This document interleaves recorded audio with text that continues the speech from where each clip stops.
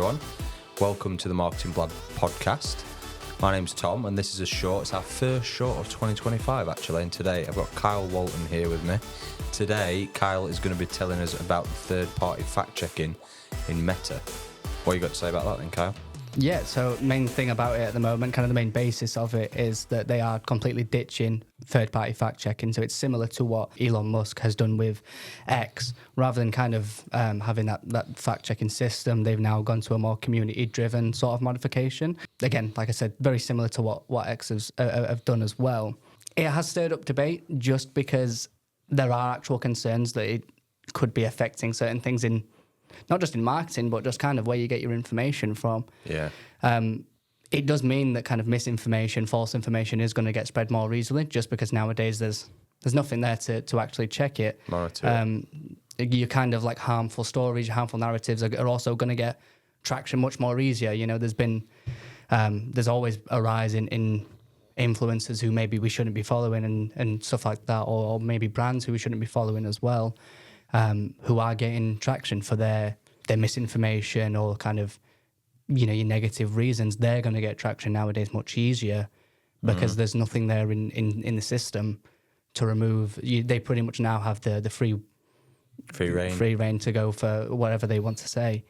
It does raise those questions about kind of how much can you trust now what a brand says, because they can say whatever they want. They don't have to comply now to really many regulations either. So it's an interesting one because not only do we as consumers in a way have to be extra cautious about what we're reading, it's also we as marketers have to be extra cautious as well about how we communicate. You know, there's a sense of ethics that need to be kind of taken into account here, that we're making sure that the information that we're giving to all our consumers, the readers of our blogs, the listeners of our podcast, that we're giving that correct information. I've seen quite a few brands be quite playful with it though, and having a bit of a laugh with it on socials. Yeah, that's the absolute upside of it, is that now you do get more kind of tongue-in-cheek bit of banter, I suppose, with brands. You know, there's already brands out there who are quite well known for it. Aldi and Lidl are already well known for having kind of a bit of playful messaging. Absolutely. You know, Channel 4 released one actually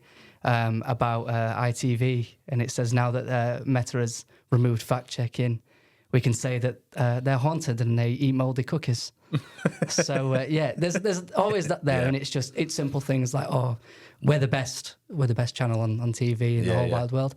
It's stuff like that you can have a laugh and a joke about it, which is going to give brands now. We always talk about how it's good to be personal as a brand and to show yourself as not just a corporate company, but there's people behind that brand. Absolutely. It gives you now more in a way to actually show yourself a bit more off.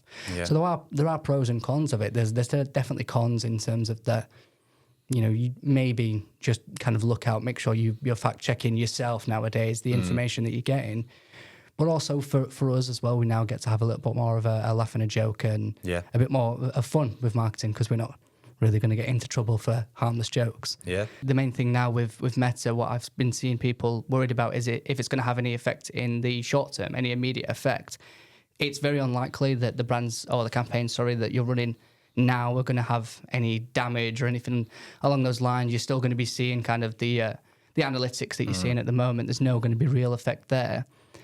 What is worrying though is that the takeaway is that you'll need to stay on top of it, and you'll need to stay in a way kind of vigilant, because you'll need to build trust with customers. They're not going to be as spontaneous, I suppose, as clicking on something just by reading maybe what you've kind of put. They're going to now, in a way, have a bit more sort of kind of second guess themselves. Yeah. Just because they will be aware of this.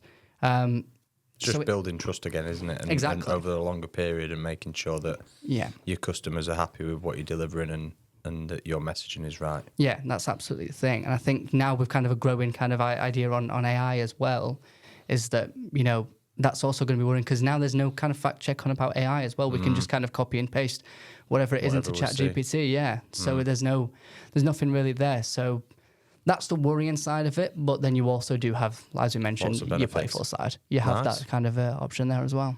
Nice. We'll see how that sort of pans out over the next few months then. Absolutely. Are you going to be writing a little blog about this as well? Yeah, so there will be a blog on the website as well about this, where you can read it into a bit more detail. Nice, cool. Cheers for that, Kyle. We'll see you in a bit. Thank you. See you later.